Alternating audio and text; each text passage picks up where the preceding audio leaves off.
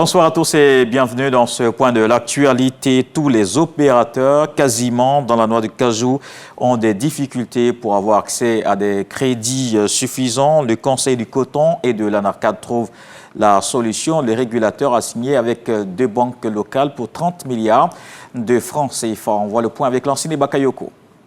De nombreux producteurs et transformateurs de noix de cajou font face à des difficultés pour obtenir des crédits, restreignant ainsi leur capacité d'investissement dans des infrastructures modernes et des technologies de transformation. Ces lignes de crédit cumulées de 30 milliards de francs CFA obtenues auprès des banques locales apparaissent donc comme une bouée de sauvetage pour les acteurs.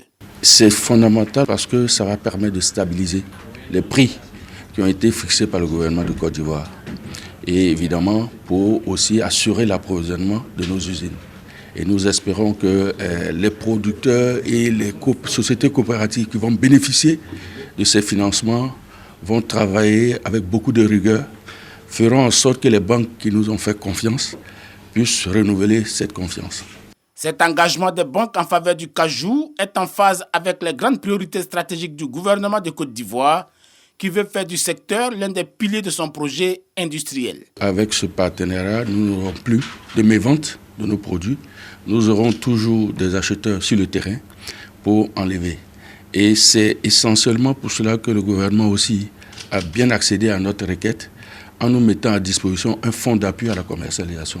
C'est un partenariat aujourd'hui qui est stratégique et qui est déterminant pour la durabilité de cette filière.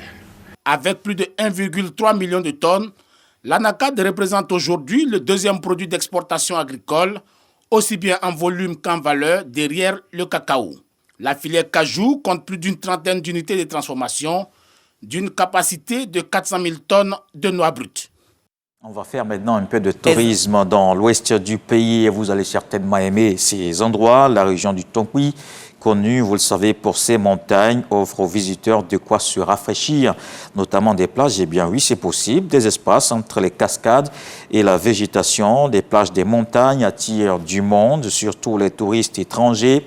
Il en existe une dizaine que l'on trouve entre autres dans les départements de Man, d'Anané et Zouangounien. Dans le nord aussi, il y a des sites touristiques. Allons dans la région du Poro, mais pour voir autre chose. Un marché de proximité ouvert à Karakoro, dans le département de Korogo. C'est le président du conseil régional du Poro, le ministre Fidel Sarasoro, qui a procédé à l'inauguration. Ce centre va accueillir les produits vivriers de la région du Poro. Dans le reste de l'actualité, les obsèques de l'artiste Amadou Bagayoko auront lieu ce dimanche 6 avril. Le gouvernement malien y sera représenté ainsi que de nombreux artistes maliens. Manu Chao, qui a produit l'album iconique Dimanche à Bamako, a fait part de son infinie tristesse sur les réseaux sociaux.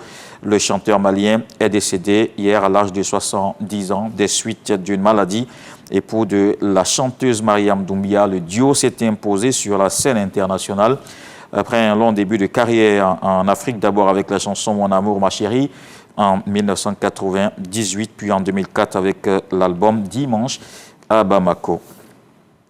La Russie continue de frapper l'Ukraine quotidiennement. Des drones ont à nouveau été lancés au cours de la nuit du 4 au 5 avril sur plusieurs régions du pays. On compte 18 morts, dont 9 enfants et une soixantaine de blessés. Le président ukrainien a vivement réagi pour Volodymyr Zelensky. La Russie ne veut pas de cessez-le-feu.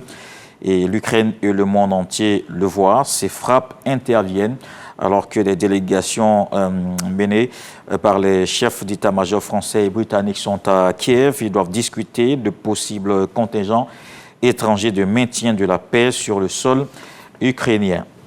Technologie socio-numérique en Côte d'Ivoire, forme d'engagement politique et médiatique. L'auteur est l'invité de la page culture.